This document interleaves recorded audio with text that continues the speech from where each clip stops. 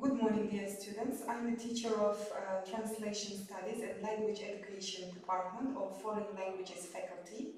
So I'm going to teach you to explain you coherence and cohesion from the discourse analysis subject. So what is cohesion and coherence? Cohesion and coherence are terms used in discourse analysis and text linguistics to describe the properties of the written text. Advertising language tends not to use clear markers of cohesion, but it's interpreted as being coherent. Coherence, the ways a text makes sense to readers and writers through the relevance and accessibility of its configuration of concepts, ideas, and theories. Whereas cohesion, the grammatical and lexical relationship between different elements of a text which hold it together. Coherence is a semantic property of discourse formed through the interpretation of each individual sentence relative to the interpretation of other sentences, with the interpretation implying interaction between the text, the reader, and the writer. As well as coherence, it is a property that the reader will discern within the text and allows the reader to make the sense of a text, and as well as coherence refers to the semantic unity created between the ideas, sentences, paragraphs, and sections of a piece of writing. So here you can see the differences between coherence and cohesion. For example, coherence is a very general principle of interpretation of language in context, whereas the cohesion formal linguistic features, for example, repetition, reference, and coherence have a fewer formal linguistic features, where cohesion has the semantic relationships between sentences and within sentences. Coherence relationships deals with the text as a whole, whereas cohesion determined by lexically and grammatically overt and intersentential relationships. And coherence also based on primarily semantic relationships, which is errors much more obvious. And in the cohesion, errors are more recognizable. According to Halliday and Hasan, a text is a semantic unit whose parts are linked together by explicit cohesive devices. Cohesive tie is a semantic or lexicogrammatic relation between an element in a text and some other element that is crucial to interpretation of it. Even so, within the sentence, tie occur then cohesive ties across the sentence boundaries are those which allow the sequences of sentences to be understood as a text. Cohesion therefore defines a text as a text. So Halliday and Hasan identify general categories of cohesive devices that signal coherence in its text. As well as cohesion is divided into two large groups. They are grammatical cohesion and lexical cohesion. So here you can see the elements of grammatical cohesion. They are reference, ellipsis, substitution, conjunction, and lexical cohesion. So one of the most important device of grammatical cohesion is a reference. So reference is a replacement of words and expressions with pro-forms. In other words, pronouns or pro-modifiers. There are three types of references. They are personal, demonstrative, and comparative. So the reference, here you can see the types of the reference, personal, demonstrative, and comparative type of the text. For example, the personal reference refers to the communication of goal of reference, demonstrative reference refers to the proximity of reference, and comparative reference refers to the similarity to preceding reference. So, for example, when we use the personal reference with a reference by means of person, includes the personal pronouns, possessive pronouns, and possessive determinants. For example, as you can see in the example, English is considered an international language, so it is spoken by more than 260 million people all over the world. They told me you had gone by her car. Here you can see that it refers to the English language. So demonstrative reference. Demonstrative reference is essentially a form of verbal pointing, and it's the speaker identifies the reference by locating it on a scale of proximity, and in general these, and here imply the proximity of the speaker, and then those and their imply the distance from the speaker. Like personals, demonstrative pronouns also regularly refer to the hexaphorically to something within the context of the situation. For example, how do you like a cruise in that yard? Pick this up. So comparative reference is contributes to textual cohesion by setting up a relation of contrast, which is expressed by such adjectives as same, identical, equal, adjectives in comparative degree such as bigger, faster, and adverbs such as identically, likewise, so, such. For example, she has a similarly furnished room to mine. The little dog barked as noisily as the big one. They asked me 3 equally difficult questions. So Halliday and Hasan also divided the reference into 2 large groups. They are exophoric and endophoric, where the exophoric reference itself is divided into anaphoric and cataphoric reference. So Halliday and Hasan call within the text cohesive types endophoric. Wash and core 6 cooking apples. Put them into a fireproof fish. An example of an endophoric reference where when then referred back to apples. A reference signals to the reader what kind of information is to be retrieved.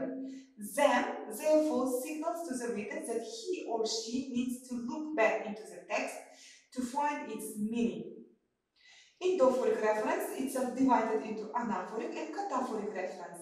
For example, we went to Devon for a holiday. The people we stayed with had 4 children. The eldest girl was about 9. The first there is cataphoric, since there is no lexical relation between people and anything in the preceding sentence. The second there is both cataphoric and anaphoric.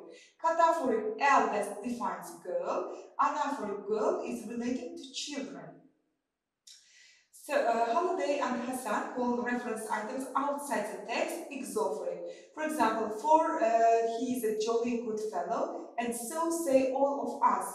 As readers outside of this environment, we are unfamiliar with who the he is that is being referred to, but most likely the people involved are aware of the he. When the meaning is not explicit from the text itself, but it is obvious to the reader, this is called exophoric reference. So next cohesive device that is included in the grammatical cohesion is called substitution. It's a replacement of one item by another, a relation in the wording rather than in the meaning.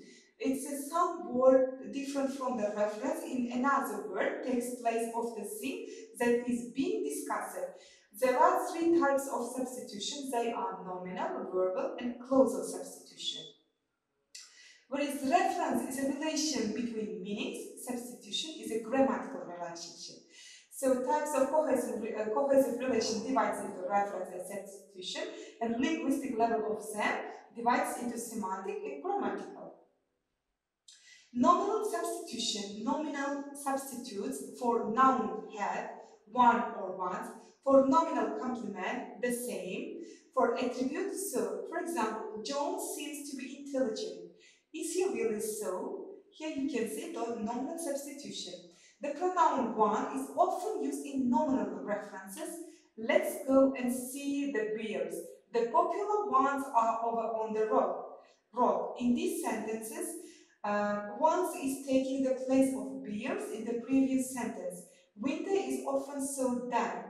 The same is true for the summer. Here you can see nominal substitution elements. Verbal substitution, verbal substitution. So the verbal substitute in English with the help of do. Verbal substitutes for verb do, be, have. For processes, do the same or likewise. For proposition, do so, be so. For example, the words didn't come to the same as they used to do. I finally called on him. I have wanted to do so for a long time. Here you can see the elements of verbal substitution. So clausal substitution. Clausal substitution substitutes for positive and for negative, using so in the positive, not in the negative sentence. In clausal substitution, the entire clause is presupposed and the contrasting element is outside the clause. For example, is there going to be an earthquake? It says so. So presuppose the whole of the clause, there is going to be an earthquake, and contrastive environment is provided by the says which is outside it. For example, has everyone gone home? I hope not. Here you can see negative clausal substitution with the usage of the not. Ellipsis. Next grammatical cohesive device is called ellipsis. Ellipsis is deletion of words or omitting expressions or phrases, simply substitution by zero. Types of ellipses are divided into three groups. They are nominal, verbal, and clausal as substitution. Nominal ellipses within the nominal group. For example, here 13 cards. Take any. Now give me any there. Here you can see the omission of the nouns in the sentence. Some say one thing, others say another. Here also you can see the evidence of these nominal ellipses. Have another chocolate. No, thanks. That was my third. Smith was the first person to leave. I was the second. So verbal ellipses within the verbal group. For example, have you been swimming? Yes, I have. What have you been doing? Swimming. Is he complaining? He may be. I don't care. I haven't finished it yet. I hope you are going to have by tomorrow. Here you can see the elements of verbal ellipses with the omitting expressions or omitting of verbs. For example, John came, didn't he? No, but he will. Clausal ellipsis. Clausal ellipsis is in which the entire clause is deleted or omitted from a sentence. For example, Smith was going to take part, but somebody telephoned and asked to see him urgently, so he had to withdraw. Who? Here you can see the elements of clausal ellipsis. Or who could have broken those tiles? I can't think who. Here you can see all of the elements of casual clausal ellipsis. Conjunctions. The next type of cohesive device is called conjunctions. Conjunctions are word or group of words used to connect words, phrases, or clauses. They make certain relationships between clauses and sentences. So Halliday and Hasan divided the conjunctions into four categories. They are additive, adversative, casual, and temporal. So categories of conjunction. For example, for the whole day he climbed up the steep mountainside almost without stopping. And is here additive conjunction. Yet he was hardly had a way of being tired. Yet it is here adversative conjunction. So by the ninth time the valley was far below him. Here you can see causal type of conjunction. And then as dark fell, he sat down to rest. Here you can see temporal type of conjunction. So additive type of conjunction. The additive is a kind of conjunctive relation which is closer to coordination. Additive words are such as and, also, nor, or, else, moreover, in addition, additionally, conversely, by the way, that is, likewise, similarly, thus, for instance. For example, my client says he doesn't know his witness. Further, he denies ever having seen her. Here you can see additive conjunction used by the means of further. Next example, perhaps she missed her train, or else she has changed her mind and is not coming. Here you can see or else as an additive type of conjunction. Adversative. Adversative type of conjunctions are the basic meaning of the adversative relation is contrary to expectation. Adversative words or conjunctions are following there as yet, but, however, despite, this, on the other hand, in fact, instead, either way, anyhow, nevertheless, rather, and etc. All the figures, for example, all the figures were correct. They had been checked, yet the total came out wrong. Here you can see adversative type of conjunction. Or, we may be back tonight, I'm not sure. Either way, just make yourself at home. Here you can see the usage of the either way as an adversative type of conjunction. Next one, causal type. Causal relation involves primarily reason, result, and purpose relations between the sentence. Causal words such as so, does, hence, therefore, arising out of this, in that case, otherwise, because, as a result, on this basis, accordingly. Here you can see example. For example, you are not leaving, are you? Because I have got some things to say to you. Or next example, I was not informed. Otherwise, I should have taken some action. Here you can see the usage of the otherwise, the causal type of conjunction. Next type of conjunction is called temporal. So the relation between two successive sentences refer to temporal type of conjunction. Conjunctions of this type are following. They are then, next, afterward, previously, initially, first of all, finally, at last, meanwhile, next day, first, from now on, to sum up, in short, henceforward, hitherto, up to now, this time, and etc. For example, the weather cleared just as the party approached the summit. Until then, there had been nothing of the panorama around them. So until then is used as a temporal type of conjunction. Or next example, at last he finished the rehearsal for his role. Here you can see at last as a temporal type of conjunction. So now we go to the lexical cohesion. So lexical cohesion is achieved by the selection of vocabulary. As Halliday and Hasan divides the lexical cohesion into two types, they are reiteration and collocation. Reiteration is a form of lexical cohesion which involves repetition, synonym or near-synonym, superordinate, and general noun. For example, pollution of our environment has occurred for centuries, but it has become a significant health problem only within the last century. Here you can see pollution and reiteration of health problem instead of pollution. Atmospheric pollution contributes to respiratory disease and to lung cancer in particular.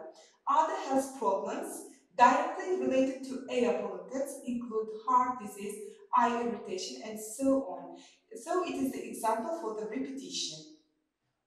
Reiteration with the help of superordinate. For example, Henry has bought a new Jaguar. He particularly lives in the car. So it is a superordinate type of the reiteration. Next one, I turned to the ascent of the peak. The climb is easy. Here you can see the synonym type of reiteration. Next, I turned to the ascent of the peak. The thing is easy. So the thing is general noun used instead of avoiding repeating the word.